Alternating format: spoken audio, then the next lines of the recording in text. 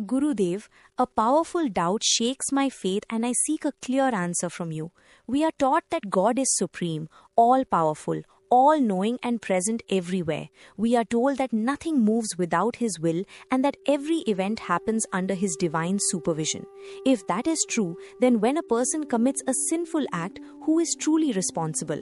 If God creates human beings, gives them their nature, places them in certain circumstances, and governs the universal laws, then is not every action ultimately happening within His system? If He is the source of everything, then is the sinner truly guilty or merely an instrument of divine will? And if God controls everything, how can punishment or moral judgment be justified? According to the Gita, who is the real doer and who is the sinner? Daughter, your question arises from deep thinking, and the Bhagavad Gita answers it with remarkable clarity. Lord Krishna explains that the Supreme Being does not create a person's sinful or virtuous actions, nor does He impose doership upon the soul. In chapter 5, Krishna declares that the Lord neither creates actions, nor the sense of doership, nor the connection between actions and their results. All of this is carried out by nature. Nature operates through the three gunas, sattva, rajas and tamas, and these qualities influence human behavior according to past tendencies and desires.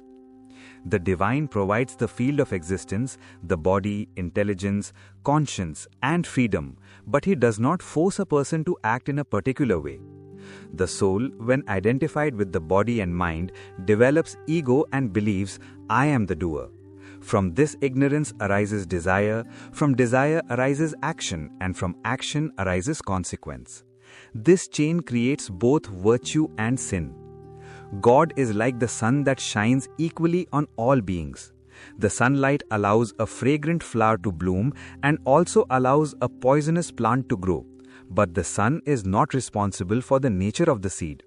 In the same way, God provides the universal system and the life force, but the individual's choices determine whether actions are righteous or sinful. Krishna further explains in chapter 18 that action is performed through multiple factors, including the body, the individual soul, the senses, effort, and divine arrangement.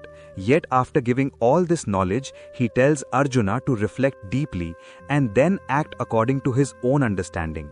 This clearly shows that free will exists within divine order. God establishes the law of karma, but He does not interfere with the moral freedom of the individual. When a person acts with selfish desire, ignorance, and ego, that person becomes bound by karma and experiences suffering as a natural consequence. When one acts with wisdom, detachment, and alignment with Dharma, that person rises beyond sin and virtue. Therefore, if God does everything in the sense that He sustains the universe and maintains its laws, He is not the sinner because He does not create selfish intention within the heart. The sinner is the one who, out of ignorance and attachment, misuses the freedom given by the divine. The Gita teaches that God is the witness, the permitter, the sustainer, and the ultimate refuge, but not the instigator of sinful intention.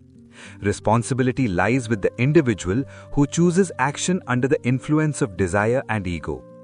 Thus, the final clarity of the Gita is this: God creates the system, but the individual creates karma. God provides freedom, but the individual chooses. God maintains justice, but the individual experiences the result of their own actions.